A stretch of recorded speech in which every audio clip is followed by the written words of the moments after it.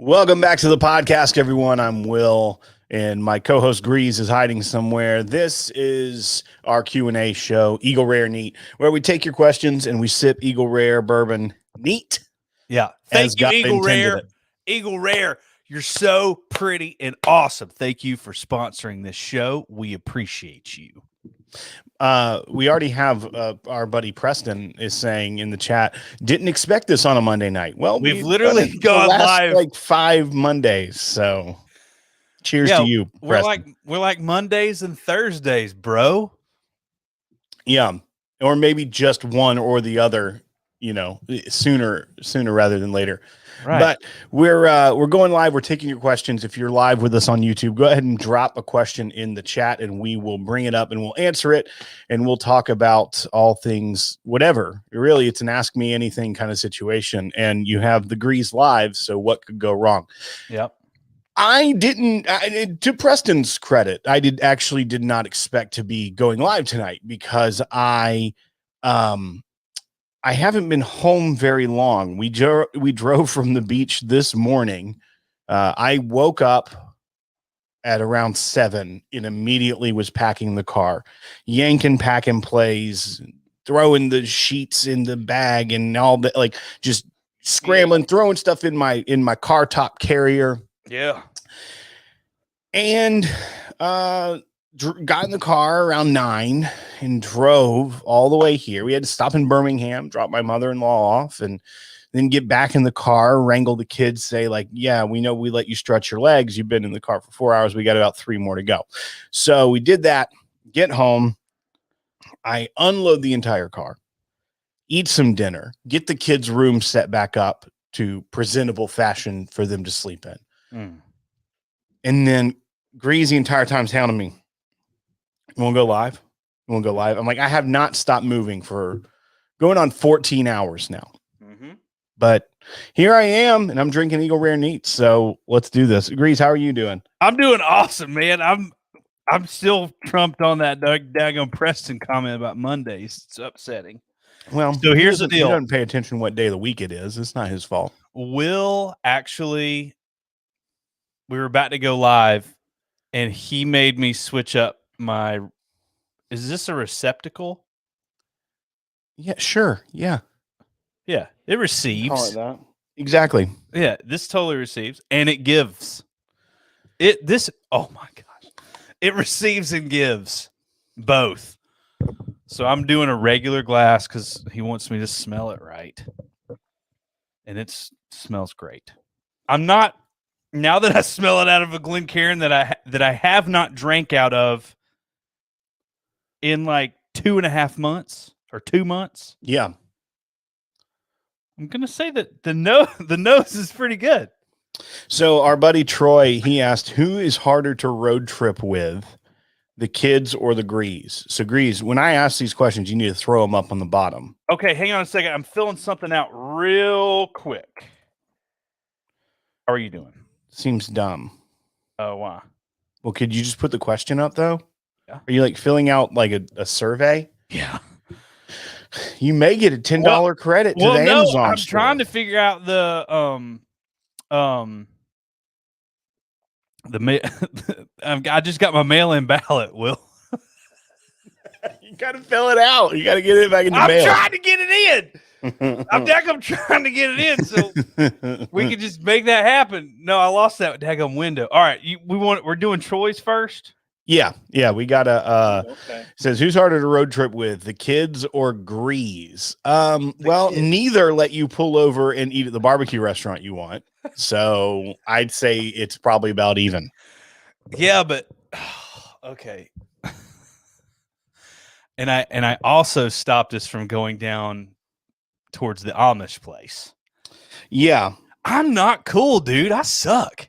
you are not a good road trip partner. No, I'm not. So I would say traveling That's with a bummer. you is like traveling with kids. So okay. Yeah.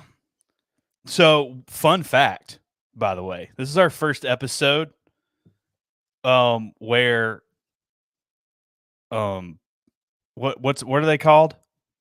Super chats. yeah, I don't think you turned it on though, to be quite frank. That was my mail-in ballot. We forgot to turn it on. And I was like, "Oh crap, I did it over here." So, yeah. If you just refresh the page, it'll pop up. But anyway, not that anybody cares to do that. We appreciate it. We've just never had a super chat before, and I might start taking off clothes if we get one. That's all I'm saying. Yeah. Not that it's like a pay for, it's not like this is not an OnlyFans situation. I saw a meme. I don't know the other day. how big that super chat is. I mean, if it's $1,000, I will try my best to get shut down tonight. Okay, so Clint says, does Will regret going live yet, or is he too tired to realize the mistake he's made? Clint, I realized the mistake I made 5 years ago. So I'm just still living in that mistake. So Ian Campbell's got a question. Put that one up. Oh wait, but there Univ poke. It has a long one. I don't know what this is. It could have some profanities. I hope not. The podcast was literally drinking an Eagle Rare neat, but didn't taste great compared to second Old Forester Rye Old Fashioned. So I dumped it in there for a blend, and it's dope. Drink it how you want it, man. Yeah. That does a rye bourbon old fashioned, like a blended old fashioned. I don't know that I've done that, but that sounds really good. I may try that. So, ADHD Whiskey just gave us $1,000 comment. Oh my gosh. $1,000. That's close. That's close to me getting frisky with the 25. Oh my gosh. It's incredible. That's the world's top whiskey taster right there. That was folks. So, it's only natural because ADHD, Matt Porter, is, very responsible of getting us, subscribers. And we appreciate him so daggum much. And it's only fitting that was he our first? Or was the other one our first? No, he slid in. I don't know, actually. Now I don't know how this works. Because he was the first. He's the top in the thread. Okay. So, all right. Okay, so $1,000 divided by 40. So we've got, let's see, D Brown has a good comment. Let's throw his up. All right, hang on. We got to shout out these super chats because it's really cool that they're doing that. Malcolm Brown, can you put them up on the lower third? Oh, hang on. Here it is. There's the fake news $1,000, and then OnlyFans. Malcolm Brown. Daggone, he's got a Taylor Smallbatch just sauntering right there in his profile. Uncle Buck. Dadgummit. Can I do the third or fourth? Yes, you just did. Daggum Uncle Buck. And here we go. John Barber. Okay, so here, do you know about John? Is that how you say that? Is that Barber? Well, it's Barbara, but we call him Barber. I say Barbara. We call him Barber for short. I don't know who. I actually met him on the playground at second grade recess. We liked the same girl at the time, and if you look at his picture on this thing, that was her. I can't remember her name. I tried to push it out of my mind. Time out. He ended up marrying her. His second grade sweetheart. I love. He's got 3 kids now. I love that John beat you. Oh, dude, yes. If it comes down to me or John, are you kidding me? Especially on a playground, because that joker could swing high as crap. Yeah. Like he You was do the a good high swinger. dismount? Yes, absolutely. Graceful. And you know how I don't have like a good backside. John does, so he can. He had a better cushion in that swing. Could just Sure. launch. Yeah. You know all about that. All right. So we've got, and then our buddy Logan threw us no comment, just money, like just, which is fine. Thank you. Right. We nothing to say. He's like, I don't even know why I'm here, but I wanted to test the feature. It clearly works. I'll see my way out. All right. I'm going to go back up now because with some like, and two, like, y'all got a super chat. You can do like a real question. You can like, Ian Campbell had a good comment, and then also D Brown. So we can go to those two. Okay, I'm scrolling because I had to scroll all the way down. Okay, Ian Campbell. Here we go. What is better to put in coffee, straight bourbon or bourbon cream? Oh, bourbon cream for 100%, sure. 100% bourbon cream. I like coffee by itself, and I like bourbon by itself. I don't like the two of them blended. So bourbon cream for me, because it makes it more pleasant. It's like creamer. And some of y'all know this, but it's bourbon cream for me. However, what is good to put whiskey in? A Cabernet. That's right. Yeah. Taxi tail. Yeah, it's called a taxi tail. That's what we call it. It's cab, taxi, and then tail because it's cocktail because you put whiskey. Right. Half glass, a cab, good dark red. Okay. And Grease is talking like the finest can you can buy. Right. Like you find that $9.99 6-pack of Cabernet. Right. And you buy it. Right. You buy it and then you put it in then you put some put it in a whiskey mason jar or a solo cup. I don't give a rip. But halfway, and then take an ounce of whiskey and throw it in there and tell me that is not next level. All right. So before we go to D Brown, Eric Smith did a super chat. Eric Smith wears a medium shirt. Will a medium or a real medium? Yeah. Well, I actually asked him. I actually told him in the text. I said we don't have schmediums. Schmediums. Schmediums. Schmeed. We don't have schmediums. So, and he was like, okay, cool. Then I'll just take a regular medium. And that's all he did. It was not. All right. So throw Eric Smith up there. So he says, can y'all sing me a song before I go back out to work? So there's a delay. What do you mean? There's a delay. Like when it's a half-second delay, Will. Whenever remember when I would bring the guitar out and we would sing late night? Oh, right. You mean like we can't sing together. Right. But one of us, we could do call and response. Mock. Yeah. Ing. No. Oh, sorry. You do the yeah. I'll do the yeah. Yeah. Ing. Yeah. Bird. Yeah. Oh, mockingbird. That's what you get, Eric. That's all we've got. We nailed that. Speaking of birds. Eagle Rare. Caca. I need to show you this bottle first. Yeah. Look at this mammoth. Look how big this is. Oh man. Is that the one? Is that the infamous one from a town hall? Dude, the handles it's like my whole forearm. Look at that. 1.75. No, this is an elixir pick. Boom. So that isn't the infamous one from town hall? No, that was a regular offering. Oh. No, this is good. Like, this is like that's a standard offering. I've been milking this one for a while because this one's really good. I've had it for a year. It's only like Brian Brignac.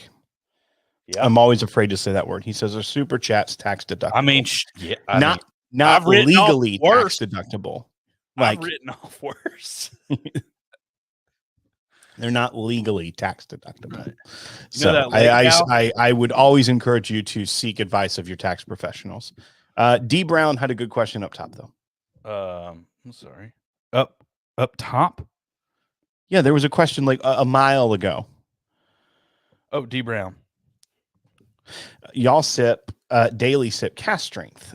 No, I don't actually. I sip a lot of things. As of right now, the only thing I've had tonight is 90 proof whiskey. We've gone back and forth. Like there was a while there where we were super into Dusties, and Dusties are probably 90 to 100-ish, maybe 80 too. And then we got into barrel proof because that was winning all those barn nights for a while. Barrel proof was just king. So we were into that mode. And then we went through a stage where it was like, dude, 90 is a sweet spot right now. It just, I don't know. I think it's seasonal. I don't know if it's healthy to daily drink cast strength. Like you're eating away at something, right? Like that high of alcohol percentage. It's eating at something. So we like to switch it up. Logan said he said enough. He's like, I don't need to say anything. He's not wrong. Not wrong. Marcia said that Cabernet aged. This is Mama Marcia, by the way. Cabernet aged in bourbon barrels is very popular right now. They are also blended together, really popular in the Grease households. So, Mike Stahl wants some advice, though. Can we throw that one up? Mike Stahl. Oh, Stahl. Yeah. I need advice. What do you drink next when you started with Willett Family Rye? So are you drinking, is it one of the 4 years or is it an older expression? Because that'll determine the answer, Mike. So while you sit there, I'm going to throw out some thoughts. I'm assuming and this may be a terrible assumption, but I'm assuming it's like the 4 year Willett Family Estate Rye. And so those have so I'm right. It's the 4 year. Those typically run like 10. I've seen some at like 102 all the way up to like 115. So kind of that range there. I haven't seen any that are like killer proof, like 130. So you're still sitting in that higher proof, but it could be a lower proof one. I would probably stick with the rye. If you have something like Pikesville, that could be a fun one because it's 110 proof. That could be a good one to stack up, and it's got a little bit more age on it. So you could kind of A/B those. Or I would say it's something that's got some unusual flavors to it, like double rye from 4 year, by the way. I know I already said that. Oh, okay. Like High West double rye or something like that. That's got some different notes to it. Cause you get in Willett, a lot of times you get like that dill note, that grassy earthiness. And if you went with something like double rye, you could go like some cedar, some different kind of woodsy notes. And Peerless, he's saying. So, I mean, you could go Peerless. It'd be very comparable. Age, a little bit younger. Those ryes now? I think they're putting them out at 3. Okay. Yeah. I mean, their 2 year rye, when they first released it, was awesome. It's overpriced, but it was awesome. Yeah. I mean, now it's down to about $80, I think. Yeah. So they dropped the price significantly, but it's still pricey. So still more than the Willett Family Estate around here. Yeah. What are your thoughts? What do you think you should drink next? I mean, I would have probably gone Weller full proof at 114 proof. I feel like you're going from spicy rye straight into sweet weeded bourbon. Yeah. Yeah. That'll be a contrast. All right. Well, I like to try different. I don't, unless I'm doing some sort of experiment, I tend to go crazy. Yeah. As far as just polar opposites. I did a tasting for a family member last night, impromptu, down at the beach. Last night at the beach. Yeah, you did. You sent me that daggone picture. Yeah, and we started with this bottle of Eagle Rare, which is the bed pour Eagle Rare. Oh, dude, so good. Fresh crack last night. Poured this. Then we went to the Tennessee Tasters, Jack Daniel's Jamaican Allspice finished. And then, which is 100 proof. So we went 90 to 100 proof. Then we had Four Roses Small Batch Select, which was 104 proof. And then we went to Kentucky Owl Batch 9. Yeah. So, yeah. What's the new one, the twin one, the Tasters? Oh, I know what you're talking about. I don't know. Michael Williams gave me a sample of it. But Is he it? didn't have It's the full name on the thing. And is I it can't remember. twin? There's one that is wine finished. Is it that? Is that it? I don't know. It's really good though. It's great. I love the Tennessee Tasters. They're really tasty. They're tasty. D Brown asks if we are into peated scotch. No, No, we're not. Mm-mm. Pretty No. forwardly not. So Mm-mm. cheers to everyone that is, but we Mhm. just happen to not be. Yeah. This is an interesting comment from Troy Forcht. I don't know how to say that name. I'm really bad with last names, but Troy has actually been a patron for like I think 7 years. the entire time that we've had Patreon. So Right. he's an old schooler and he's a good supporter and friend. So thank you for your continued support, Troy. But he said, I got a local rye whiskey that I call my pickle bottle because of how dill forward it is. And I mean, you get those with a lot of them, especially younger rye. You can really taste that dill note, which is quite polarizing. I feel like I enjoy it. But if you don't like dill pickle or dill herb, then you're not gonna like it. So Let me go ahead and tell you what I don't like: tell me. bread and butter pickles. Bread and butter pickles. You know, not a sweet pickle guy. No, I'm dill pickles all the freaking way. Do you like? Have you ever had Wickles? Nope. That So sounds that sounds like a pun. Well, it is. They're wicked little pickles, and they're like bread and butter, but spicy. I've actually had them. Yeah, they're great. No. Well, you don't like good things, so. Yeah, there's this brand at Publix that is, it's like the not pickled to death pickle. You know what I mean? It's like more fresh. It's kind of got more of a whiter center. You know what I'm talking about? They're super crispy.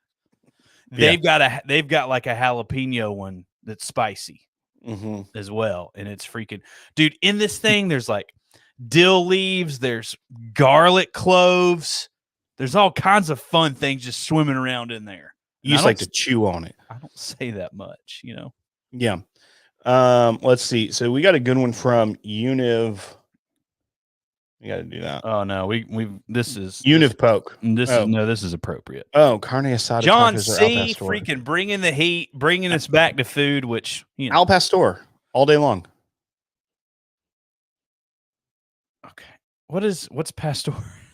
Is that? It's like Al Pastor is like pork with pineapple. Oh no, yeah, no, I'm carne asada, dude. Give me that steak. I don't like pineapple. I like pineapple as a fruit. I eat pineapple. I try not to eat as much pineapple because it's very acidic and I have acid reflux, but I do love pineapple in small quantities. I don't want it hot on a pizza. I do not want it on top of a burrito like we get at your Mexican restaurant with it's got chorizo, it's got steak. So dang good. It's shrimp and chicken, right? Pretty sure. It's got like all the meats and it's doused in daggum cheese dip, and then they throw this pineapple on top, and I get real upset. Well, because you don't like good things. Well, I don't want a warm pineapple. All right, go to Univ Poke. It's a good question. I'm in for almost anything pickled, though, to be honest. Love a good pickled quail egg. I don't know who Univ Poke is. Well, it's was it up or down? Up. Oh, that's a big question. A long question. Yeah.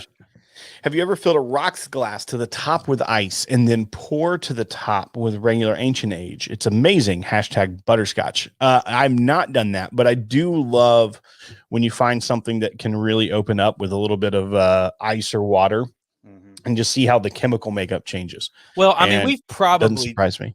I mean, we've probably done something similar. I mean, game day mix. Well, yeah, but that's with a splash of Coke.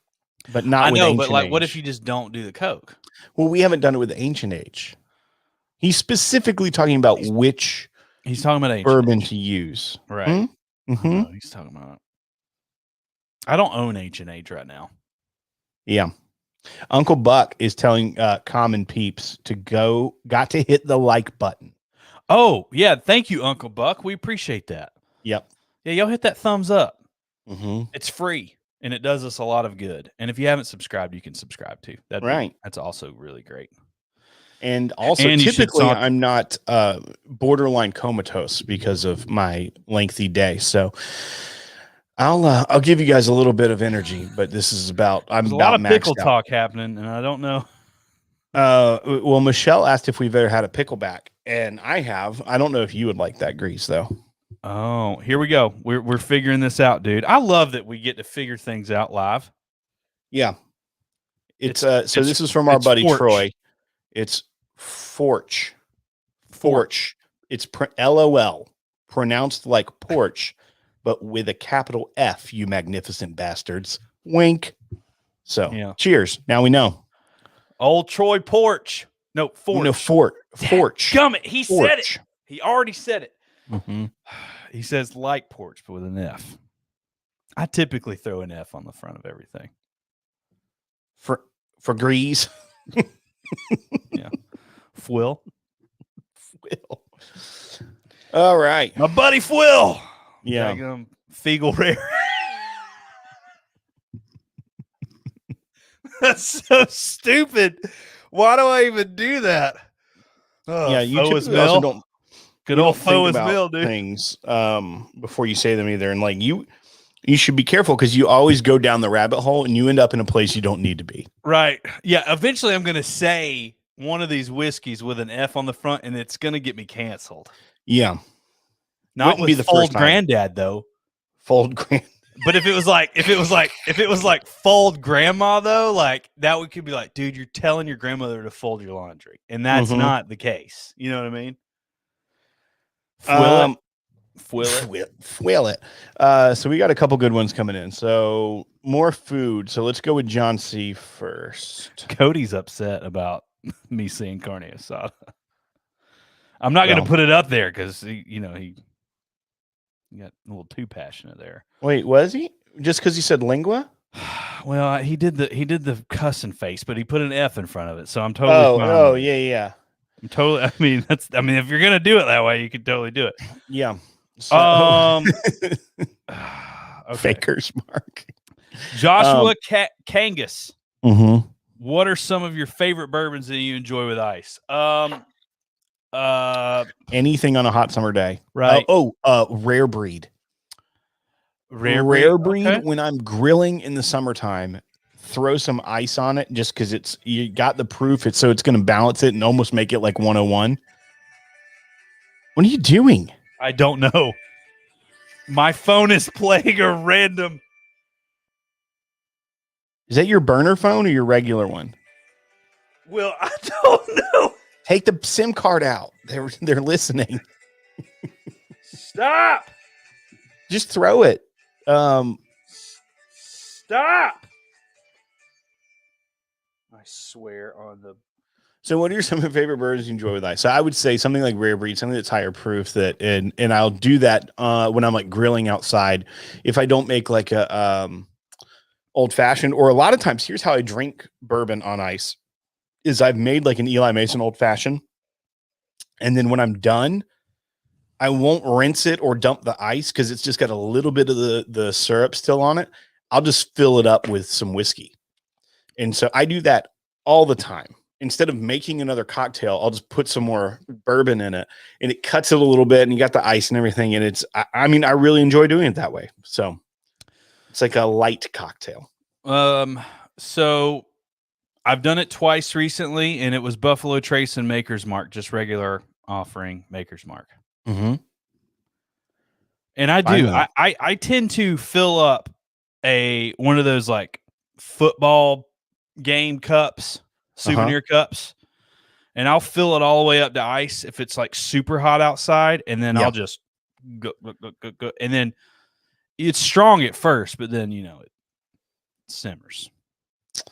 That's my favorite beach drink. Brandon Rice just put on here, it's my birthday. What is your most memorable birthday pour? So we can throw that one up there. I would say never paid attention. Well, that's just a general statement from you. I'm just going to clip that. I've never paid attention. And I'm just going to have it as a drop. They call that art. I remember I had at Husk some 10-year Willett Family Estate rye, like an old white wax top that they used to have there in like their like vintage cabinet. I had a pour of that and it was pricey, but it's so dang good. So that was I had that on birthday one year at Husk and it was worth every penny I paid for it. So I don't remember. I mean, typically, if I go out for my birthday to a restaurant, I'm ordering an old fashioned. I'm not getting just whiskey neat. I'm not. I rarely do it unless I'm at somewhere with a crazy good whiskey selection and I see something that I haven't had. see, that's typically what I do for my birthday is when we go, for my birthday dinner, I pick someone that's going to have a good list and I'll spring for an expensive pour that I wouldn't normally order. Yeah. I did a Old Forester birthday bourbon one time at Gray's on Maine. Mm-hmm. But I don't think it was my birthday. That's the thing. I think I just randomly asked and it was $21 for an ounce and a half. That's fair. It was expensive then, but now It's a bargain. I mean, what would you expect to pay for that pour in a bar right now? 50 $50? Yeah, 50. Yeah. Crazy. Mm-hmm. That's $1,000 bottle. $12.50. 25 ounces. It's an ounce and a half though. D Brown, what's your favorite available? Why'd you pull that off? Oh, sorry. I thought we had just done that one and you were wanting to move on. I never pay attention. No, we didn't do that one yet. What's your favorite available bottle under $60? Oh, let's see. Can I give top 5? And what do we think? What are we saying is available? I mean, that's a good question. Eagle Rare. This is Eagle Rare neat, y'all. Yeah. So I mean, there's an obvious answer. Sure, but I would say if he's saying available, like I can just go to the store and buy it. Eagle Rare in many markets isn't available under that description, right? Well, neither is like Elijah Craig Barrel Proof. It's coming. It's $59.99, which was right. That's why I'm asking for some clarity here. Okay. You're not going to find a whiskey that's literally available in every market that I think that we would say is the best. You know what I mean? I'd put E.H. Taylor small batch in that. Once again, that's where I'm looking for the clarity. So I'd put Rare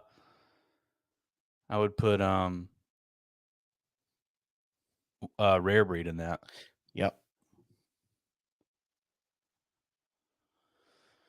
I mean, as well or 12 retail, because that crap's beautiful. Once again, that's what I'm trying to get at. Are you trying? You're monitoring. You're waiting for D Brown. Just waiting for it. D Brown asked this question, and he's like, "I'm out." Yeah. I'm like, I'm just gonna.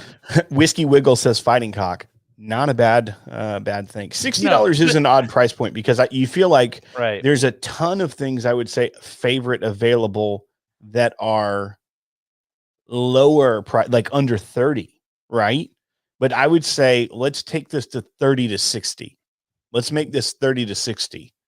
So that scraps all the because fighting cock is like, yeah, it's great for or like less than Elijah $20 Craig or Evan Williams 1783, even Buffalo Trace and Eagle Rare that kind of knocks those out of the running. I think this was $60. This is a brandy though.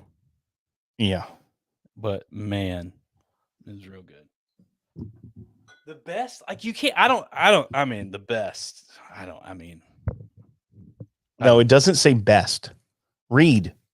Oh, what's your favorite? Okay, well, it would have to be my favorite, so I would consider it the best. No, there's things I would say this is one of my favorite things, but I wouldn't say this is the best thing in the world.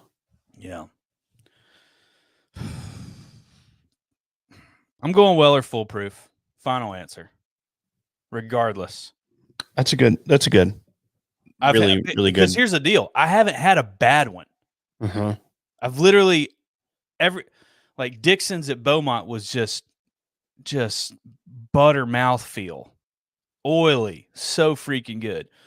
Ours was amazing. What's another one I've had? I've had one from Grapevine that was decent. And by decent, I mean it was really good. Anyway, that's my answer. You got one? It's a hard question. It is a hard question. I want to do a show. Surprised I didn't say like my own blend. You know, I mean, it would be stupid of you to say it, but it'd be on brand though. What am I? Here's the thing. What someone asked me the other day, and I think we were talking about it when we were with Bourbon Junkies, right? And they were like, when people ask you what's your favorite whiskey or what's your favorite bottle, and it's like, well, I normally answer like, what am I drinking a lot of, right? So like under $60, what am I drinking a lot of right now? I'm drinking a lot of that Rebel Masters collection, like the single barrel picks. That's under $60. I'm drinking a lot of Eagle Rare, and I'm drinking a lot of Eagle Rare for sure. Jack Daniel's Four Small Batch Select, which is under $60 here. It's in the 50. So those are like the three that I'm probably drinking a lot of that fall in that category right now. So are you drinking a lot of Jack Daniel's single barrels right now? The barrel strength, which is over 60. It's gonna be over 60. Yeah. So cool. John C, favorite snack to pair with bourbon. I love to have salty meat. Yep.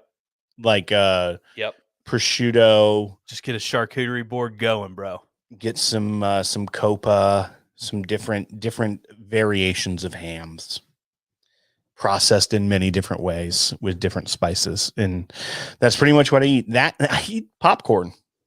I like popcorn, like lightly buttered, not like intense. Maybe some Boom Chicka Pop. Do you remember that Indian snack food that I had? It was so good. I can't remember what it was called. Masala something. Were they Masala Crunch? You know, were they Costco? Weren't they deep fried chickpeas? No. Oh, okay. Well, I've had those, and those are good too. They're essentially Cheetos, but with like curry spice on them. They're amazing. They're at Costco. I like cheese too. A bag is like $10. Natalie saying aged Gouda. Yeah, we drink a lot and eat a lot in my house of meats and cheeses and whiskey and wine. So I'm definitely into the Gouda. But I am a sharp cheddar dude. White, orange, doesn't matter. Yeah, just sharp. I love cheddar. All right, we've missed some fun ones, I think. Where? Below John C's? Where's the decanter? Okay, yeah, exactly right. Thank you, Natalie. Will made me put the decanter No, down. Natalie, don't encourage this. Everyone knows that he can't only do that. I'm gonna be doing it the whole time at Whiskey Weekend. You know you're not. You're gonna die. Let's see. I told my doctor if I'm going out, it's gonna be a Whiskey Weekend. Get that life insurance up a little bit. Faker's mark? What? Yeah, that was just because you're F. How you changed it. Oh, Marsha. Mama Marsha. What's your favorite hot sauce? That's a good one. Oh, Crystal I hot like sauce. there's a Trader Joe's hot sauce that I really, really like. Oh my gosh. What? Can we edit this from the record? Why? I love Trader Joe's. There's a Trader Joe's. I had it at somebody's house. Hipster grease. I don't really use hot sauce much. I use hot sauce exclusively. I have this ghost pepper mix that my friend home makes. And it is, when I say that you need about this much sprinkled on, whatever you're eating, it's lightning and it's awesome. Yeah. So that's what I use. My favorite hot sauce for all around use is Crystal hot sauce, not like KRYST. Okay. Like the burger place, but it like spelled the normal way with a C. I thought it was like a Taco Bell situation when you're like, yeah, give me a crap ton of that fire sauce and you take it home and no. Sort of Crystal hot sauce. It's perfect for just about everything. I'm I grew up in a Tabasco household, so there's like a fond place in my heart for it, but it's not my favorite hot sauce. I don't like Texas Pete. I don't like I'm not a big fan of just Louisiana hot sauce. I could talk about hot sauce literally for days. I love a good Caribbean hot sauce. I have some like island spiced hot sauce. It's like Scotch bonnet in my fridge right now, and I put that on like eggs in the morning. It's fantastic. And or I put it on a burger, put some of that on a burger with some freaking sharp cheddar, and it'll change your life. So, and not a big Tapatio fan, Brandon. I'm more of a Cholula. I like Cholula better if I'm going for that for like my tacos. So, yeah, I'm more of a French expression hot saucinist. shut up. You don't even know what you're talking about. I love the the earth tones when they pull it out of the French Riviera. This should be right up your alley, but you're not. You're so wimpy. It's Texas Pete. Like you literally. That's why you have to project drinking out of a decanter. That like, look how I'm hard. I'm tough. I can drink out of a decanter and knows it. No, but no, you can't because you literally can't even hang with a hot sauce conversation. I literally told you that I have ghost pepper mix, and I basically give sauces the finger. Okay, you want me to put some milk and then sprinkle that on there and then just throw it on a pizza? Your Trader Joe's hot sauce. I like the Trader Joe's hot sauce. I had it the other day. It's pretty good. You drink that with your Trader Joe's light beer as well? I have Texas Pete in my fridge. Of course you do. This proves everything. Oh, you're such a hard man. It's such a discovery. Golly. Oh man, if y'all are watching and you're new, go ahead and give us a subscribe if you want to see more of me and Grease, and a thumbs up if you like it. Thummy. Yeah. And we're gonna have some fun. We'll hang out here for Josh a little bit. Pence, he digs Davidson Reserve Wheated on ice. Yeah, I see that. That was good. You left that up for like 45 minutes. I know, I didn't mean to. On a scale of 1 to infinity, how excited are you for Whiskey Weekend Batch 3? Because I'd put it at a solid 6. 6? Yeah, on a scale of 1 to infinity, I'm a solid 6 on that. Like 600? No, just 6. Yeah, we're excited, Clint. We're excited. Will doesn't get excited until we're on the way up there and he lands in the hotel room and he's like, I have 3 days of just drinking, eating, and hanging.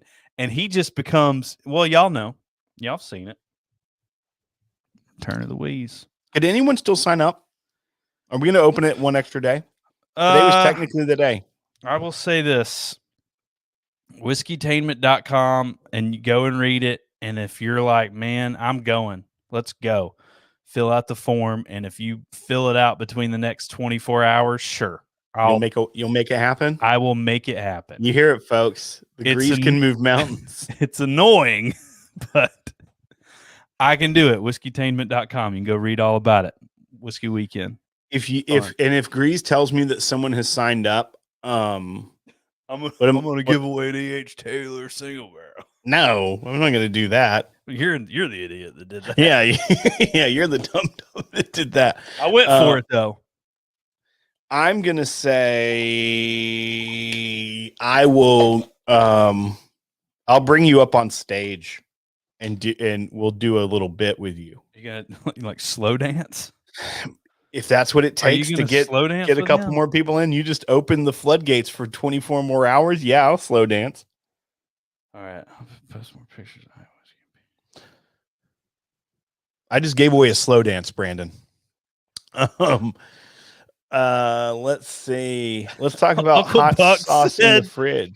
They consider ketchup hot sauce in Iowa. That's the most Iowa thing that I think I've ever heard. I also could see you answering a question, what's your favorite hot sauce, and you saying ketchup. No, here's how that went down, dude. Here's how Iowa decided ketchup's a hot sauce. I'm sitting down with people, and they're like, oh, man, like, do you have any hot sauce for this pizza? And like, I mean, not technically, but the store is literally an hour away through like 5,000 cornfields. Here's ketchup. And it just stuck from there. And everybody's just like, I'm down with that. That's cool. It's better than nothing. So that's what they say. Someone, it was Whiskey Wiggle, said, basically is asking, will there be scalpers to Whiskey Weekend Batch 3? And if I can say anything, like if my like what? No, like ticket scalpers? Greens, if we get anywhere in life, if we ever want to say we were a success at this thing we call the podcast, scalping, it won't be like we support our family with this show. It won't be like we own our own distillery. It will be that at Whiskey Weekend Batch whatever 26, there are legit people on the corner and be like, tickets, got 2 tickets, Whiskey Weekend, 2 tickets. Right. That will be how you know you made it, folks. If someone is scalping your event. Yeah. It keeps refreshing this chat, and so Dustin said, how did the family whiskey tasting flight go? So it was just me and one other family member who I'll protect the innocent here. But it was a family member who'd never done like a bourbon flight like that. Oh, before. Uncle Buck and Mike Stahl went to high school together. I wonder if Mike Stahl knew that, or if Mike's like, dude, freaking Uncle Buck, you're weird. I don't know you, Uncle Buck. So Dustin asked me how the family tasting went, and it actually went really well. That family member said they really enjoyed it. They said, it tastes really good. They said it was a split decision between the Jack Daniel's Tennessee Taster Jamaican Allspice finish and the Four Roses Small Batch Select. So that was pretty interesting there. They liked I would say more, I mean, obviously the Jamaican Allspice is non-traditional, but it has a lot of flavor to it. So I think for someone who had never really gone through much bourbon, that was probably the reason. Like there was more flavors they could discern. And then obviously Four Roses, I feel like is a different profile than standard bourbon, but even the, he was fine with the Kentucky Owl, even at 127 something proof. So yeah. So it's good. Mike Stahl, anyone know if Blue Note 10-year is Dickel? I believe the answer to that is yes. Mm-hmm. That the 10-year stuff, and I believe it's on their website. The younger stuff, I think, is MGP, and then the 10-year is specifically Tennessee bourbon. Yeah. And then, so the rye, didn't we conclude that the rye might have been Dickel's distillate of rye, the cheaper, the entry level rye for Blue Note? Well, yeah, I think it does say distilled in Tennessee. Yeah, but Dickel's rye, at least until currently, what they're putting out is MGP rye. So that was our big question. Well, I thought that they started distilling their own rye. They have, but they haven't been releasing it as Dickel rye yet. If you buy Dickel rye, it says Lawrenceburg, Indiana on it. Okay. I'd heard that they had some aging up, but maybe not. No, they may have it aging up, but they're not releasing it as George Dickel rye yet. It hasn't necessarily been released, their own distillate. So the Juke Joint, which is the entry level, 93 proof is, where is it on here? Kentucky straight bourbon whiskey. And then the 9-year is premium small batch is Tennessee straight bourbon whiskey. And the 10-year single barrel is also Tennessee straight bourbon whiskey. So yes, that confirms it. What does this mean? From Natalie? You've missed it because you don't pay attention. I've been watching this whole stream of consciousness thing. Natalie is talking with Uncle Buck, and they're talking about Iowa, and apparently people in Iowa love mushroom hunting season. So you have to hunt mushrooms? Not in stores, dum-dum, like in the field, like foraging.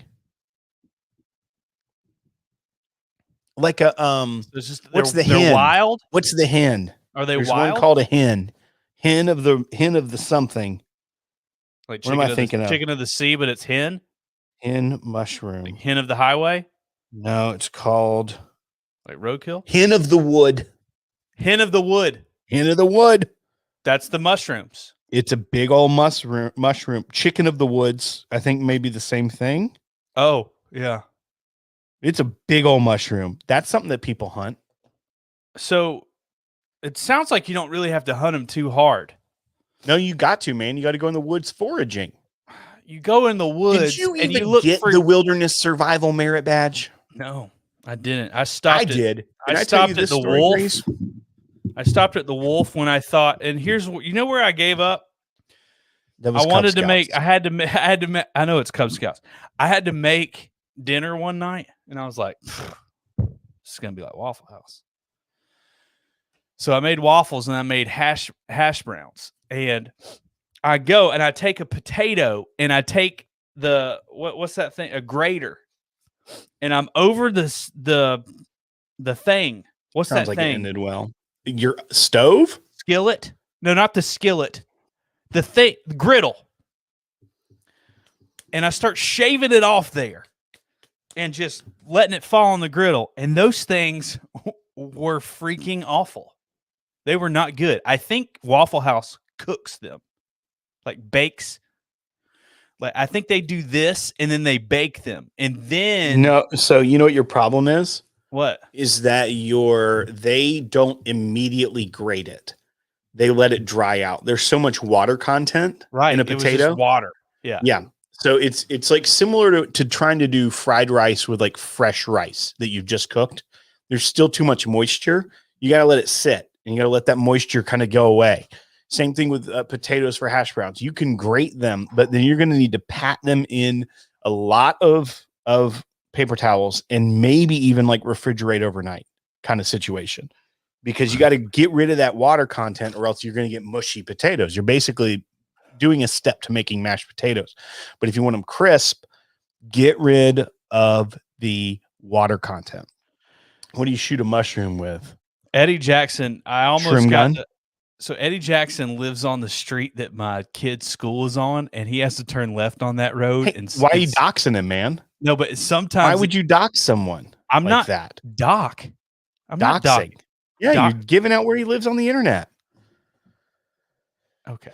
Well, there's several. Doxing him. He's trying to turn left, and sometimes it takes like 5 minutes to get out. Ian says a 22 long rifle should work. Right. And I told him, I said, hey, if I ever see you, I'll let you out. And he's like, dude, I appreciate it. There was a person in front of me this morning and they let them out. I thought today was my day to do that. And it didn't happen. It's fine. Whatever. Cool story, bro. Whiskey Wiggle says you have to rinse the shredded potatoes to rinse out the gummy starches. So there's a second step I missed. But Whiskey Wiggle, you would concur that also he has a moisture content problem as well as the starches. You have to rinse the shredded potatoes. Rinse out. I just read it, dumb. I know. I was just keep trying up. To read. So they're talking about morel mushrooms is the big thing. Right. Is it okay? So it's morel. I got some. It's like Purell, but morel. It's not moral. It's like porch, but forced. Because I thought we were talking about morals. Maybe it is morals. I don't know. Right. Moral mushrooms. They're like the safe mushrooms. Do you know what I mean? Like they're the ones that you eat that don't, get so Brandon Rice is talking about Old Fitz got really corny after a while, and I'm over it before I finished it out. So that's are you talking about like the decanter bottle, Brandon? The Old Fitz? Because I honestly think that I would agree with you. I think it's very corny and not very sweet weeder. And I'm not a big fan of this. Hot take from Will, not a big fan of the old Fitzgerald decanters from Heaven Hill. I think they're overpriced and not super good. Every one I've had is been a disappointment. So yeah, he has the 14-year. I have a 10. I had a daggum lamp made out of one. Okay. I have a 10-year up there, I think, and it's I'll let you try some, but it's not. I'm not a big fan. Mm-hmm. Yeah. See, morals and mushrooms sounds like a Joe Rogan podcast. Yeah, Yes. I've been there, man. So, like, do you eat the mushrooms first before you go to outer space, or what do you think about kratom? You ever had kratom? That's my best Joe Rogan, by the way. It's pretty good. Yeah. Grease like I don't even know what you said. You ever had kratom? Kratom? I don't know what you're saying. I've had You Rare Neat though, and it's freaking good. Yeah. Sometimes I feel liquid. Matt Porter said in 3 months Will be like, welcome to Old Fitz Neat, brought to you by my favorite weeded bourbon. It's funny because it's true. yeah. I don't think we would take that one. I'd be like, hey, can we do Elijah Craig barrel proof? Yeah, do something. No, they're like, no, we're really trying to push that. As long as it's not larceny barrel proof. All right, moving on. No more. You got me in a corner. I just don't necessarily think they. I have okay. So Uncle Buck says what? I like the 15-year-old Old Fitz. I haven't had that one, so we haven't had the 15. You're right. So maybe they had the a 9 diamond in the rough there. I got the 14 right here. All right. So Marsha wants to know, honestly, what is the most you have paid for a bottle of bourbon and was it worth it? Let's take out the surprises we have acquired for Whiskey Weekend because you and I have dropped some serious coin in the last few months. Yeah. Sourcing bottles for Whiskey Weekend Batch 3. More than we would ever pay, I would say, for ourselves. My heart literally is like, pump the brakes. you attend. No, your heart and your will has been saying, hey, Grease, pump the brakes with that credit card.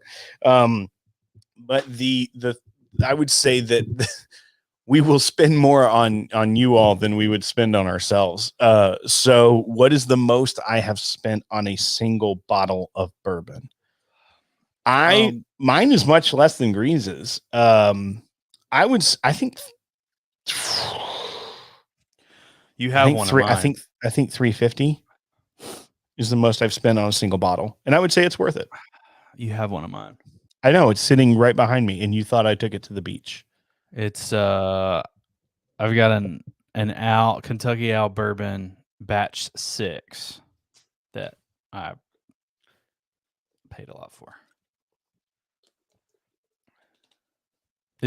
I'll just say it was, north of 500. Brandon Rice asked, what's the best unicorn bar experience? Like stumbled into a place with an amazing selection. Oh, you have that story in Kentucky with Chris after I left. That was good. Yeah. Chris, it was 2016. No. Nope. It was $70. So, but what were the pours? Chris and I wouldn't say that this is the best unicorn experience though, but this was one of the more memorable experiences that Chris and I, it was September 2016 maybe is when we went to Buffalo Trace for the first time, and Grease went back home, but Chris and I went out that night in Frankfurt, went to a little place, sat at a bar, had a great sandwich, and did a flight of BTAC, which I never even seen. I don't even think I knew what the bottles looked like of these things yet. That's how early in the game we were, and we spent $70 and had George T. Stagg, Eagle Rare 17, Thomas H. Handy, and William LaRue Weller. The only one that wasn't on there was the SAS 18.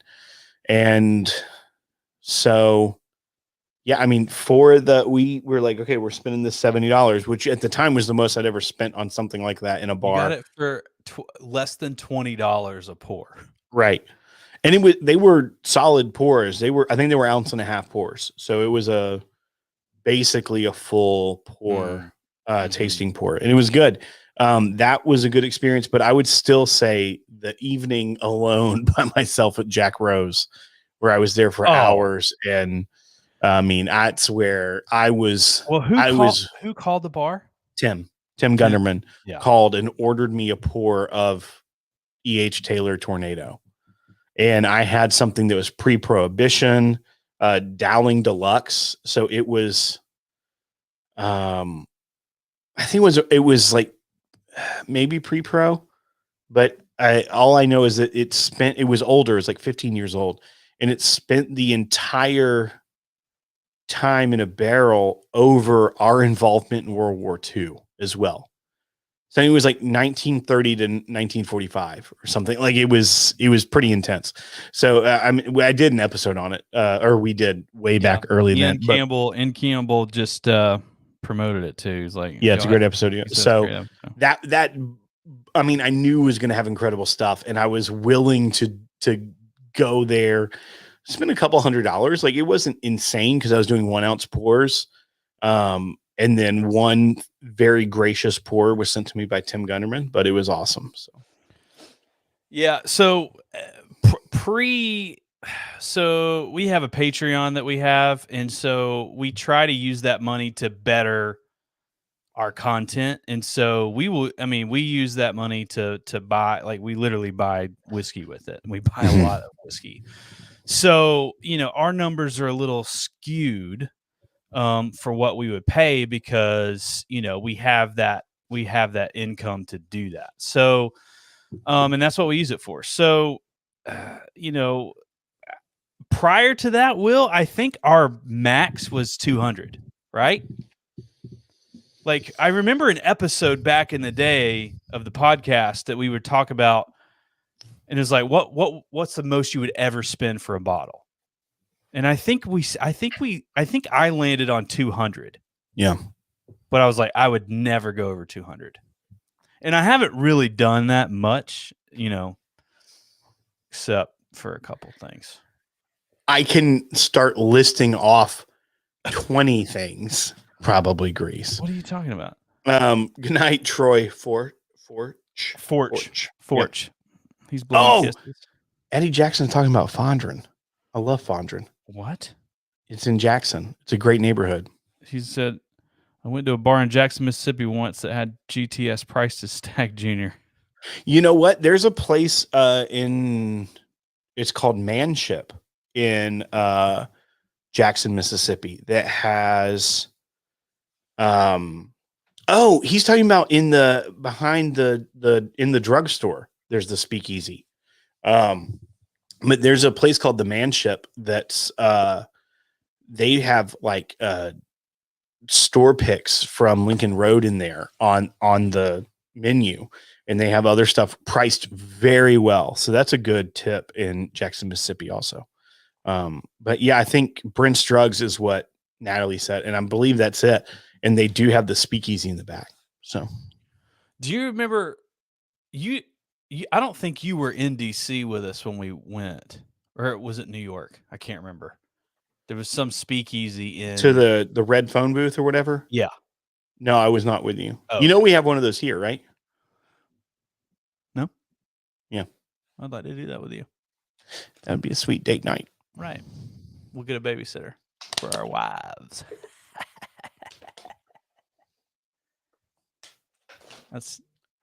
I got it. It was funny. No, what? Oh, okay. How was vacation? Speaking of, wow. Oh, speaking of, it was fantastic. It was really good. We had a great time. Ate a lot of good food, which is basically what I live for on vacation. And we go down. I pound shrimp at the beach. So do we. So what I'll do is I'll sneak up from the beach, like everyone's down there playing, and I'll run up to the fish market, and I'll just say, hey, give me 4 pounds of the 2630s steamed with Old Bay now. And I go home and it's laid out on the table when they come back up from the beach, and we just go to town on some shrimps. Oh, they steam them for you with Old Bay right there. Yes. And then I went to another fish market and got us 3 pounds of Royal Reds one night, which if you've never had a Royal Red shrimp, you are missing out. Yeah, I don't know what that is. It's like a baby lobster. You only bought 3 of them? 3 pounds. Oh. 3 pounds of shrimp, which is probably so you can 45. just go and just ask for Royal Reds? If the market has it, they had them in there. I mean, not every market will have them. Like you got to get them when you get them. And so. Okay. Well, I'm glad you had a good vacation. It was great. Yeah, we had a great time. I'm on a diet right now where I'm not really eating lunch. That was the first time we had driven to the beach from which here. I still think you're crazy, but I get it. Well, I will just say that the Columbus trip or whatever. Yeah, I mean, that was when we went to Ohio for my brother-in-law's wedding with the 2 kids. It was like when they were seriously cracking down on this stuff on the planes. And we were reading articles like in the airport of kids, families getting kicked off and banned from United forever because their 2-year-old wouldn't wear a mask. And so it was so stressful because like every time they would be coming through and like literally like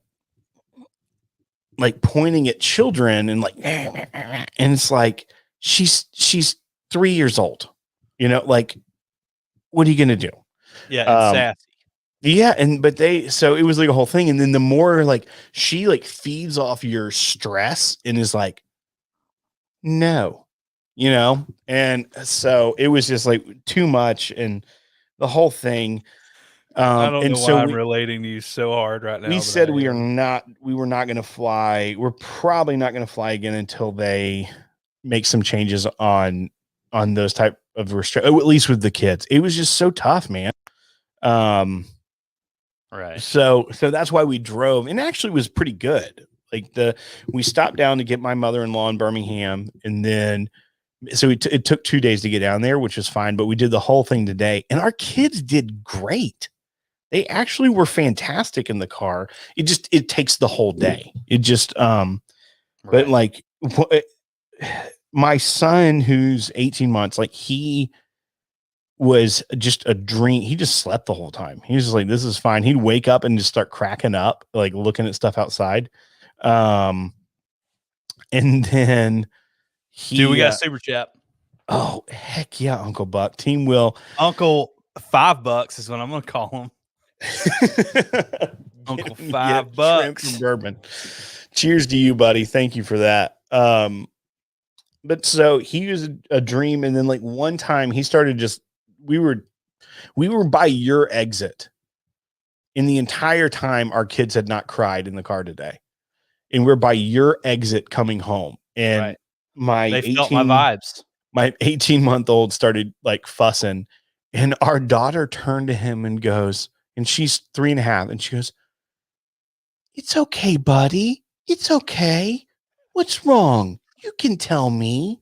I love you." And we just like, oh God, we have the best kids. And so right.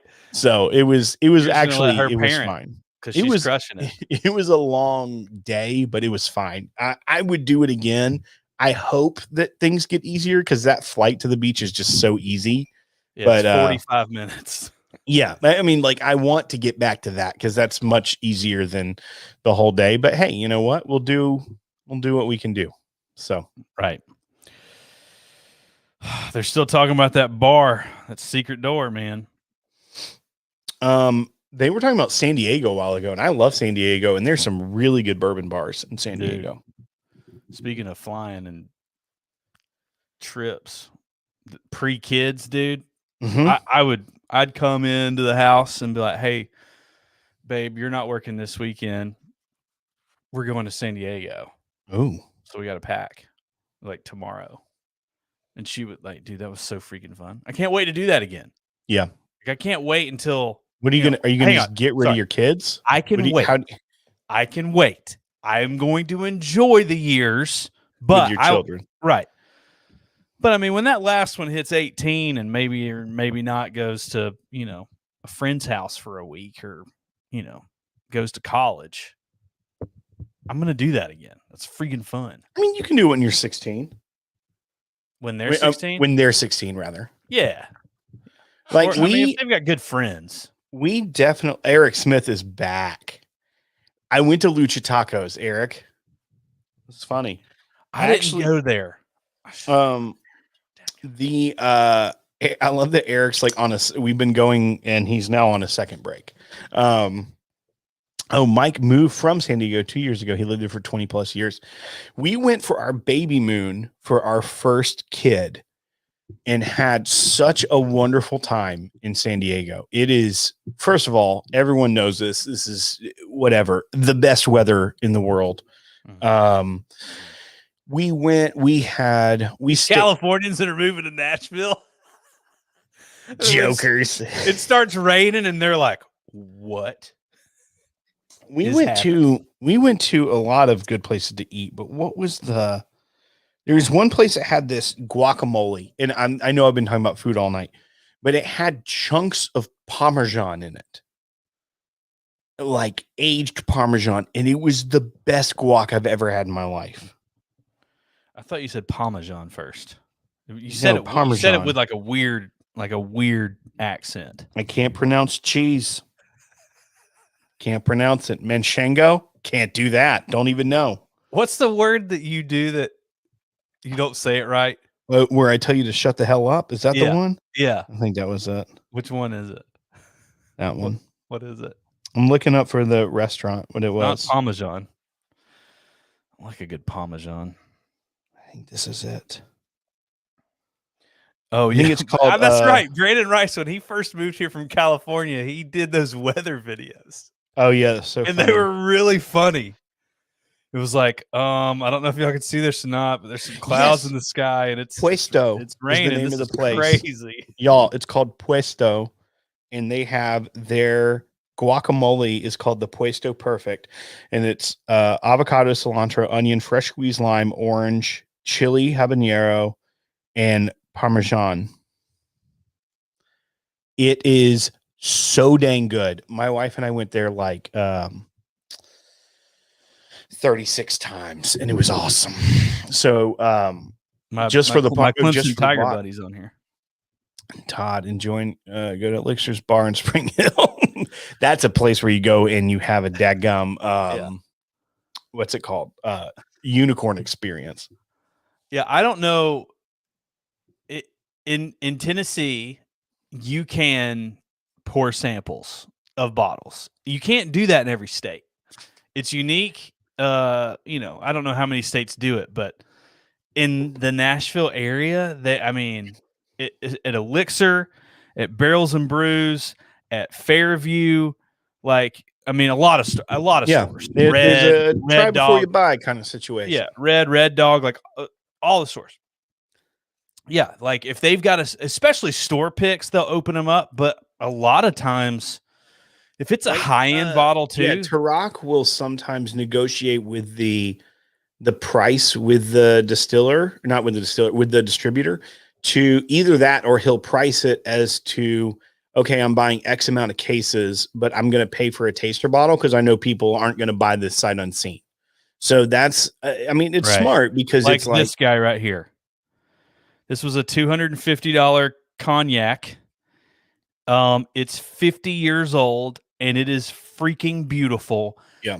And he poured it for me in the store. And I guess this is one of your over $200 bottles, Will. But he poured it for me in the store. And I was like, there's zero chance that is not coming home with me. Yeah. So Dan used to call Carruthers back in the day, Carruthers Lawn and Garden, because on Saturdays it was just so much of us just sitting around pouring at the tasting bar all afternoon, and he'd be like, yeah, all of us had to go to the lawn and garden and pick up some mulch and stuff, and it was just a dream. That's why you live in Tennessee. Yeah, it honestly, it really helps the bourbon community. Yeah, 100%. Because it makes you go into a store and it makes you just hang for I've hung at Elixir. I've hung 2.5 hours in a liquor store just for fun. Fun. It was great. Eddie's still talking about San Diego, and he's always talking about things like 30 minutes ago. He's talking about, but he said that speakeasy was Noble Experiment. I know I didn't go there, but I went to a tiki bar speakeasy called false idol, and you went up front of a restaurant and you were just sitting there waiting to get in, and they finally, when you get in, they take you through a freezer, like a walk-in cooler, and you walk out the back and you're in a tiki bar. It was one of the best experiences ever. Tim Gunderman said you got to go there, and my sweet pregnant wife was like, we did so many fun things that trip, but she was very, very gracious to be like, yeah, I'll go hang out at a really cool tiki bar that I can drink nothing at. So, right. Yeah. Michelle, our buddy Michelle Fusco is coming to Nashville. She's going to hit up Elixir and Barrels and Brews and Fairview and Red Dog and Red and Woodland. I don't know. All those places. Woodland Wine Merchant, just throwing it out there. Might as well. I've gotten some good picks from there. I have as well. Yeah. Yeah, you got a Willet from there, right? Yeah, Willet Rye. Yeah. They do all those allocated ones now, like the high, the ones that people really want. Podcast. Uncle Buck's asking thoughts on barrel proof picks, just in general, or on a specific brand. Honestly, waste of time. Can't think of a worse thing to spend your time on. Barrel proof picks, ugh, awful, so bad. Don't be a jerk, Grease. I'm just kidding. They're fabulous. I didn't mean to be a jerk. Uncle Buck, dude. Uncle $5. Mm-hmm. Uncle $5 is the heat, man. Freaking heat. Yeah, no, we love them. I mean, I think, Will, when we pick he's saying Old Forester. Oh, he said Old Forester. Yeah, that's it. I wanted him to. I haven't had any of them yet, but our buddy Dustin Pete's bringing us one, right? Is that what's happening? I have 2 coming. I don't know if you have one. Oh, you can buy one off of me if you really want it. Grease, a lot of times people ask, they're like, "Hey, you want any of this?" And he's like, "I'll take 2, but not tell Will." So, no, I do. He raises the price. I do tell you. The other day I told you about one. You were like, "How much is it?" I'm like, "I have no idea." And you're like, "Okay, fine." Yeah, right. 100% pure mustard says, "Has anyone tried the new 2021 Michter's Barrel Strength Rye?" I've not tried the 2021 Barrel Strength Rye, but I love the Michter's Barrel Strength Rye in general. So I am very excited to try to get my hands on it. I bought one of those take it over early. The 10. What? I would take that over the 10-year. Yes. Rye and bourbon. The barrel proof one. Yeah, I think so too. I bought it. Remember, that was an early episode. I bought it because it was sitting on the shelf. And it was like $80 or $90, and I had like a conniption on the episode. Like, it was $90. Probably 2017, Will. And I long for those simpler times, rather. Right. When they had rollover minutes. No, I don't miss those. I had a conversation with my dad this weekend about phone plans. Rollover minutes or phone plans? No. So we had this conversation. Did he ask you to be on your phone plan? Like, hey, man. No. Did he throw me a bone because I did you? I'm retired now, Will. He made a statement about something like they were going to run errands, but he wanted to watch this live stream. Oh, we just got $1 million comment from Mike Stahl for $5. Thank you, Mike, for that $1 million $5 comment. Yeah, start taking clothes off, Grease. So Mike and Uncle Buck, but they did a match. Yeah, and they're buddies from high $5 school. match. Yeah, I wonder if they side text. But it's a matching challenge. If you go 5, I'll go 5. So, what was I saying? You're talking about your dad. Oh, and we were talking about phone plans, and he said something like they were going. The internet at the beach house is abysmal. Like, I don't even connect to the Wi-Fi. It's so bad. Because if you want to send a text, it takes 10 minutes.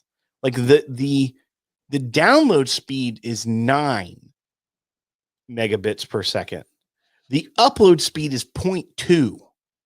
So if you're trying to text, it takes an hour to have a conversation. Like, it's not even worth it. So I have low bar, which is fine. I actually like being kind of off off grid at the beach. But it's like, I just don't ever connect to the house's Wi-Fi because it's garbage. And so we were having this conversation and he's like, yeah, we're down here. And so they were going to go somewhere, but they wanted to watch this like live stream, but it was a whole thing.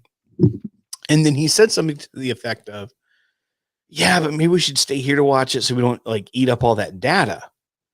I was like, you don't have unlimited data? And he was like, no, I've got grandfathered into this plan.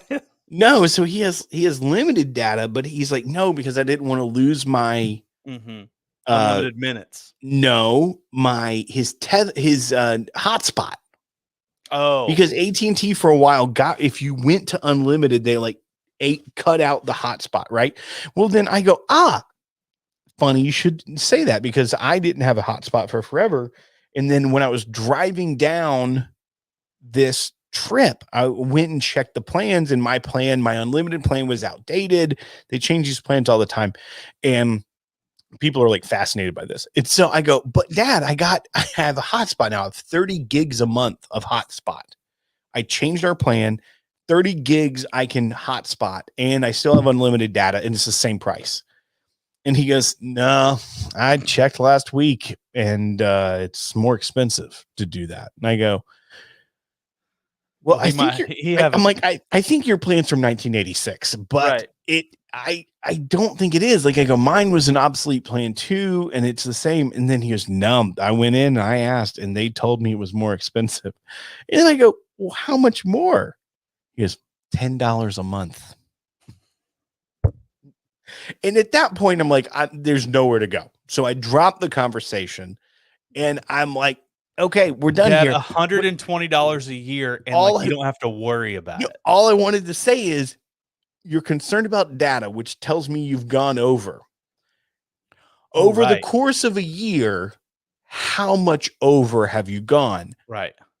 And if it's close to 120, roll the dice. Just go for it and get your hotspot and unlimited data. Anyhow, that was my I call that. I need you to do it. I need you to do the Eagle Rare pitch and thank them. Thank you so much to Eagle Rare, who brings you this question and answer show. We drink Eagle Rare neat on the show. It's a 10-year age-stated bourbon, which is rare these days. It's spent all that time maturing in the oak, in the wood in Kentucky. It is 90 proof. It is approachable. It is delicious. I had this in a very high-end flight for a family member last night, and it was so great that you can introduce people into higher end bourbon with something like this, but you can also drink on it if you're a seasoned veteran in it. We drink it neat because that's how it was meant to be drunk. And I would say go to your local bottle shop, pick up a bottle today, check them out, learn more about it at eaglerare.com. Cheers. Check out their Eagle Rare Life Award. The Eagle Rare Life Award is one of my favorite things. It's one of my favorite things. It is legit one of the greatest brands. One time a year, they honoring people that are living a rare life, and that is something we need more of. It is super positive. It is always people that are doing, and I love reading. I love that the Eagle Rare award winner is always super cool, but I also love all the people I learn about that didn't all necessarily win, nominated. But then you learn about these organizations or these people that you may want to support just in your private capacity going forward, and it's really remarkable. So cheers to them for doing that. And didn't we end up like working with one or like doing for Southern Whiskey Society? Uncle Buck has a super cool. I find Eagle Rare here for $36 in Iowa all the time. Why isn't it $50? It's a good question. It is a good question because I would say a lot of places it's $45. It is the fact though that you have age-stated 10-year bourbon and the MSRP is around $29. I think is what the suggested retail price is unheard of. So it's one of the last holdouts of that kind of era. Like you used to have the other brands that were age stated that were that that call whiskey, that moderate tier that you're not just looking for a cocktail or a mixer, that you're looking to sip on and enjoy. And it's one of the last few that still retains that age statement and is still living the dream. So, Will, do you have a book suggestion for Cody? When I go to the beach, I always take a book, and I didn't get to read as much as I wanted to. I got about halfway through a book, but I always read fiction at the beach. And so I read. That's the fake ones, right? Yeah, I read halfway through. Came out about a year ago, I think. It was called The Guardians by John Grisham. So kind of old school, reading a Grisham book at the beach, and it's pretty good. I'm enjoying that. Hunger? It's just like Hunger Games, but in the South. Right. Then I picked up 2 books at Sundog bookstore in Seaside.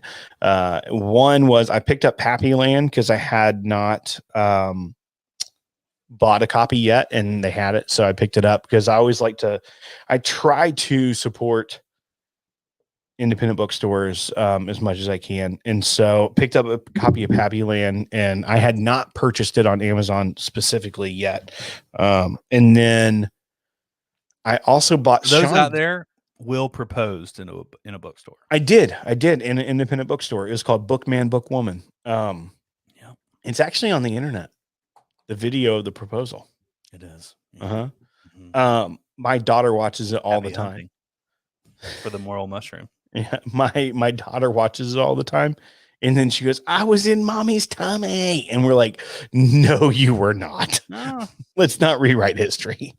And then she, what else? Oh, Sean Dietrich has a new hardback novel out that I picked up. So Sean of the South, if any of y'all he's a great storyteller.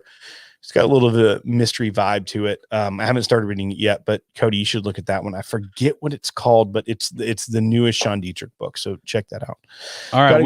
Whiskey Wiggle. Yeah. Number 1. Fabulous. Fabulous also, name. Thank you, Whiskey Wiggle. They just became a patron. Are you serious? So, Is his real name Whiskey Wiggle?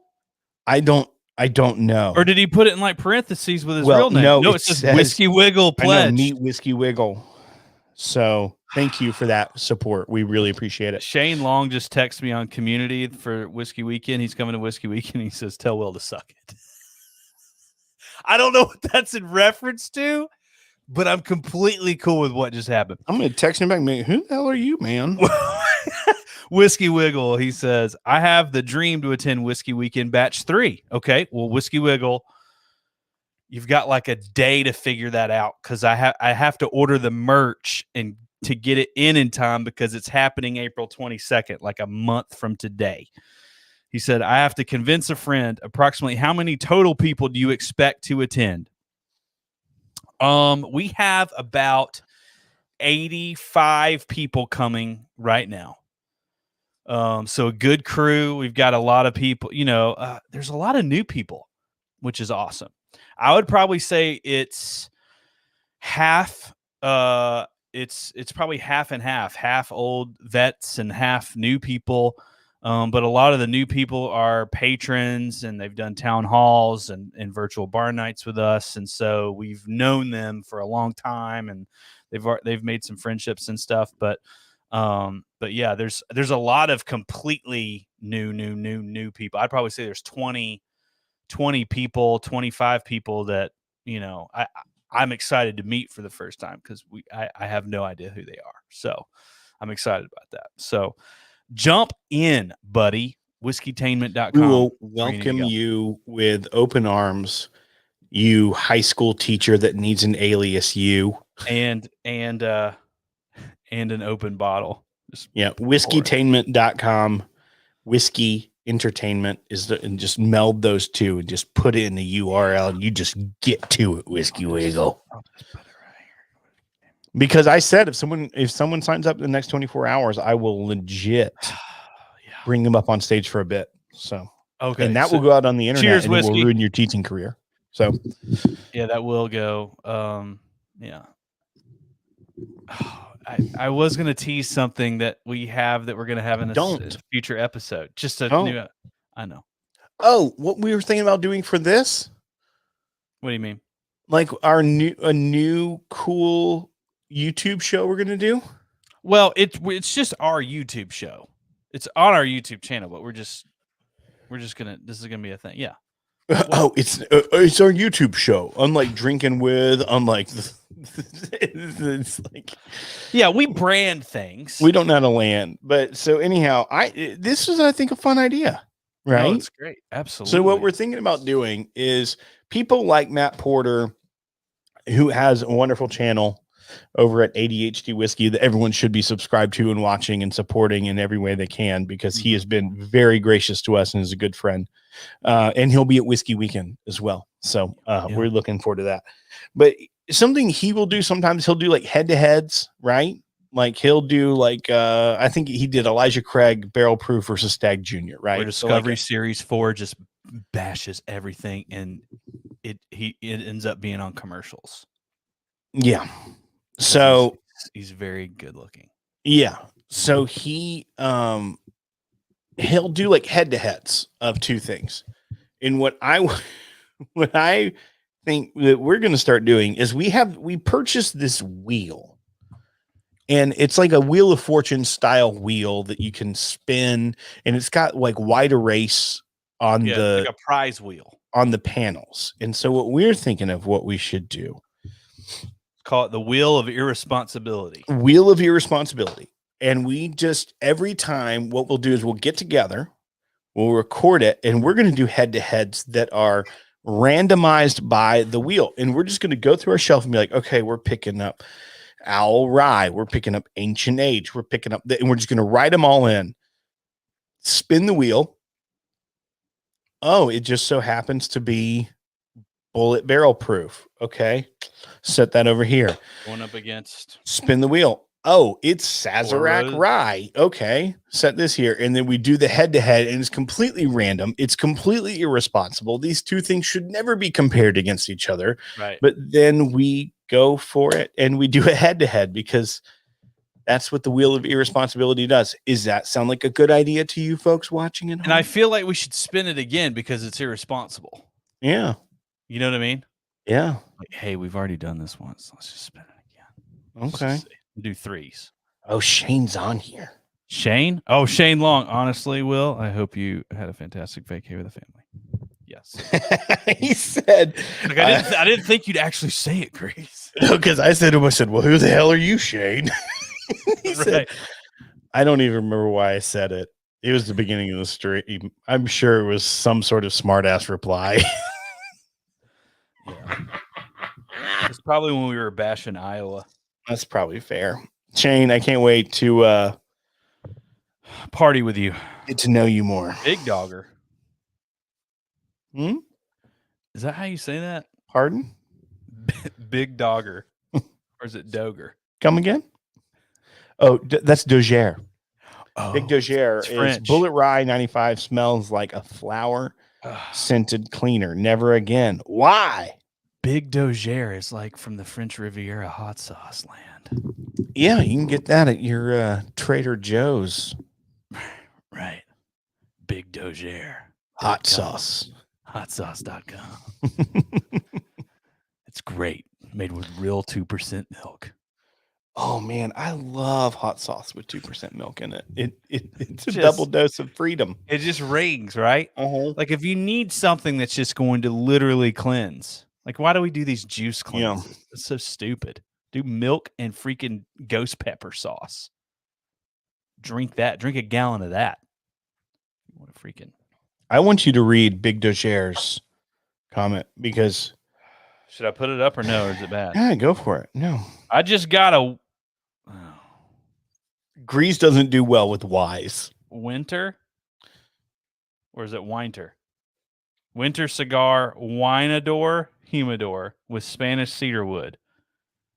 Going to collect cigars. Nickname. Okay, so is he saying? I need you. That's what Big Doger means. I need you to translate. That's what Big Doger means. Big Doger means that it's a cedar, Spanish cedar wood humidor. It's a synonym for Winador. It's completely normal grease. Don't even worry about it. Okay, OBD, you need to. Figure something out. Yeah, you might need to. Do you not focus group? Y'all people out there on daggum YouTube land. Oh, I got this screen or whatever. Y'all need to focus group these names. Mike is talking about Whiskey Weekend though, and he's saying that the wife would want to come if I went and she doesn't drink. We Melissa, have a discounted ticket. We have a discounted ticket for those that don't want to be a part of the tastings. and it's Melissa, as she said, her husband doesn't drink a Whiskey Weekend, and that just means more for her. That's true. And That's true. The value also, is there. he is awesome and had a great time last time. And there have been also other wives that couldn't care less about bourbon, but especially, and that's one thing that we think is super attractive about Louisville is that, you know, it's like if during the day, your wife or significant other or husband or whoever wants to get away and go do something else and or go shopping or just go have a dinner or like there are options. There are other things to do. But I mean, even at Beaumont Inn, the non-whiskey drinkers had such a blast, met new people, became a part of the community that I would say that, I mean, people like Asia, she loved it and actually started to try some different whiskeys, and because she's like, I'm here, I might as well do it. But Natalie has it right that there are also a lot of women that come that are big whiskey drinkers, but they also are very welcoming and warm and want to make new friends. And so just because someone's significant other may not be a big whiskey fan doesn't mean that they're not going to have the best time of their life and meet some of their new best friends. So, and I will say too, the discount is not, it's a discount, which is great. However, for the pours that you'll get, if it's just full price, you should probably just bring some sample bottles and just take them home because it's get that funnel. Yeah, there's things that are poured.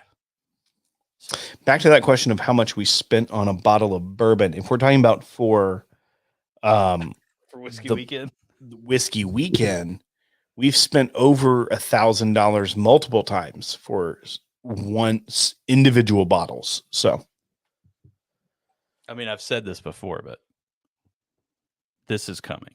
It is going. This is going to Whiskey Weekend.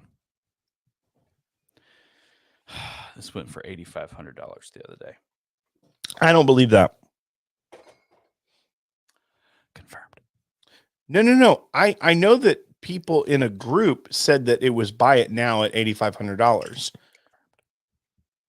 I think those are proxy. No, I think they're fake sales to drive up prices for stuff. Confirmed. I called the dude. I know the dude. He did it. No, you don't know nothing. You saw a screenshot. You saw a screenshot and you say confirmed like you're some grand investigative journalist over here.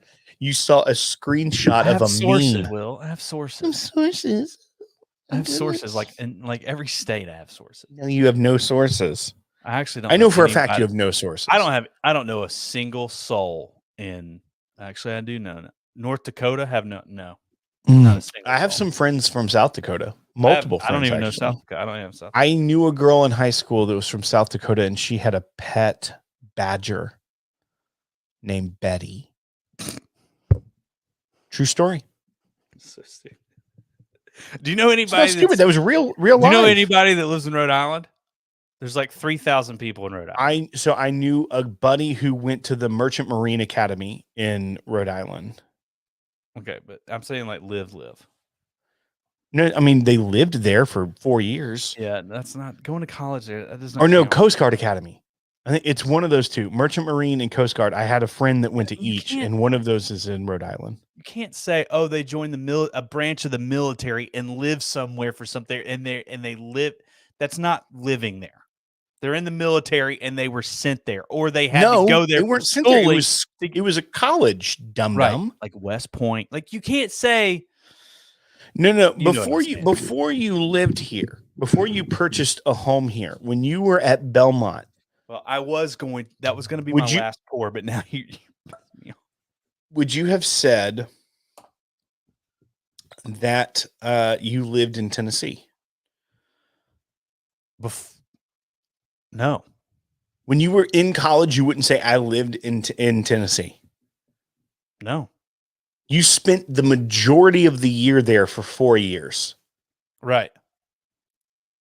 You're just dumb. No, would people be like, where do you live? Georgia. But I'm going to Belmont now in Tennessee, but I live in Georgia. See, I guess I had a weird situation that like my parents dropped me off at college and then moved away from the state my high school was in. Okay. That's So way different, Will. Yes. Is it? Yes. You don't have I don't think it's home different at all. in that state. I'm homeless. Right. You could say I grew up in or I lived in, So but you don't have a house there anymore. Cody's concerned about the badger story and said, pet badger, I feel like there's a bigger story here. I mean, she lived in South Dakota. That's the story. Her name was Ashley. She was a great girl. And she had a pet badger named Betty. And she said, you don't go around Betty. You don't actually spend much time with your pet.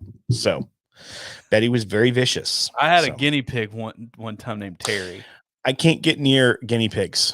My friend had a pet guinea pig. I am deathly allergic to it. And Melissa, I'm so sorry, but if you bring one of those devil creatures near me, I'll have to throw it off the top of the Galt house because I am deathly allergic. Mm-hmm. So saw a tornado go for a ridiculous price last week in Chicago group. I know the seller picked up the amaranth off of him in the trade. Don't care, Big League Bourbon. Don't try to. Yes, he does. Yes, he does. You're upset because I don't know Big League Bourbon. I don't know someone hiding behind. Well, you're just upset. No. You've driven all day. Okay. Yeah, I have. And I sent you a text that you clearly didn't receive. I said, can we just do 45 minutes? I'm the one that said pitch to Eagle Rare earlier, like 40 minutes ago. That's typically the halfway Eagle Rare. point. That's typically the halfway point. Well, we've gone the halfway point then. Mm-hmm. Yeah, let's wrap it. I want to go cuddle on the couch. My wife went to bed 2 hours ago. Of course she did, because y'all been driving all day. Mm-hmm. It's 11 o'clock. Mm-hmm. Well, this was great. This was fun. I'm glad we did this. Yeah. It's going to be a heck of an episode for you to edit for the podcast. I forgot to record it, so I'll just have to somehow swipe this audio. It's fine. I've got it. I can do it for you. All right, folks, thank you so much for watching and for all the questions that came in by YouTube. If you're not following us on YouTube, go ahead and subscribe at youtube.com/the podcast. If you're watching right now, give us a thumbs up. And if you're watching right now and are not subscribed, I don't know how you found us, but go ahead and subscribe. Thank you to Eagle Rare for this opportunity to take your questions and have a good time. Dadgummit Grease. Do you really want to go cuddle? Yeah, Ty just got here. I know. I do want to go. I'm going to see Ty tomorrow because I just signed up for his magic thing on Amazon. For those of y'all out there that just need something to do with your family and it's $45, go freaking look up. Check that out. So it's called Ty Gallenbeck. It's called Amazon Experiences Explorer.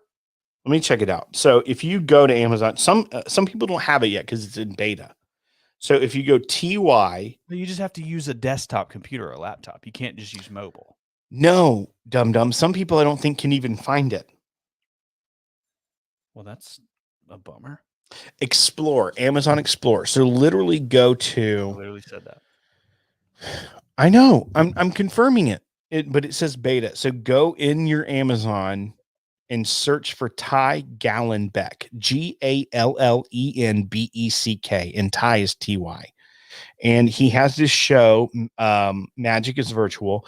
I feel like we kind of help create it, right? Why like, because taking credit for that. No, I'm not. I'm just saying that Ty was clearly his vision.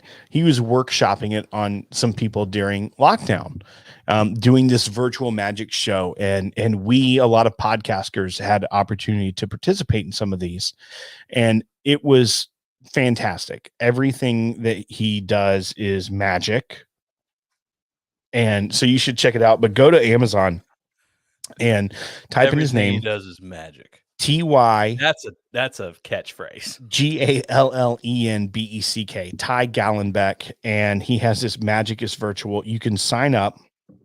You have to do it on a laptop or desktop, not on a mobile or tablet. But you can, I assume, like use an HDMI cable, send it to your TV or something. But it's you can book a time and a date, like it's right here. Mm-hmm. I don't know if you can see that, but you can. Like if I go to March 25th, which is Thursday, I can pick a time and I can book it, and it's $45.50. It's a 35-minute session. I guarantee you have not had an experience like this in your life. It is super cool. He is very, very talented. One of the most talented magicians I've ever seen. We are lucky enough to call him a friend. And we have gotten to spend a lot of time with him, which is super cool. And he actually has performed at 2 whiskey weekends. He surprised us Whiskey Weekend Batch 1 with an impromptu thing. And then he came and did a show. We were like, we got to have you back, man. At Whiskey Weekend Batch 2. That was the first time I peed my pants in 2019. Which is, I mean, you made it to March, which was actually pretty remarkable for you. Yeah. Because the year before that, I made it to March 2 with the pod cruise. Yeah, that's right. The year before that, though, it was like, I don't know, it was like New Year's. So everyone should go check that out. It'll be the most entertaining thing you've done. You can do it as a family. It's an interactive experience. It's not just watching a thing. I think that's why you have to have the desktop so that you can kind of interact with him. And Ty Gallenbeck, it's magic. Everything he does is magic. Everything he does is magic. Yeah. That was the catchphrase. But seriously, it's super fun. And our buddy Conway, I believe, did it last night. I think Clint did it as well. And one of them texted. Eric did it. Yeah. But one of them last night texted like, it is insane what he did. Like I literally. Can't wait. I'm doing it tomorrow. So I wish like there could be parties with it. Like I wish like 10 people could sign up for the same time.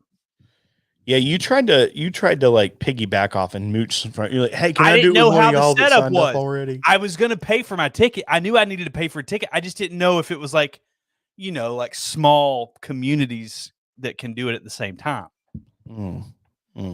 Look, the last thing I'm doing is holding out for my $45 from Ty. I'll give him 10 times that much. I mean, I won't tell him that. So, but also, if you go do this, which you should, you need to leave a review for him. That's 5-star it. Do this for me. Not just a review, a 5-star.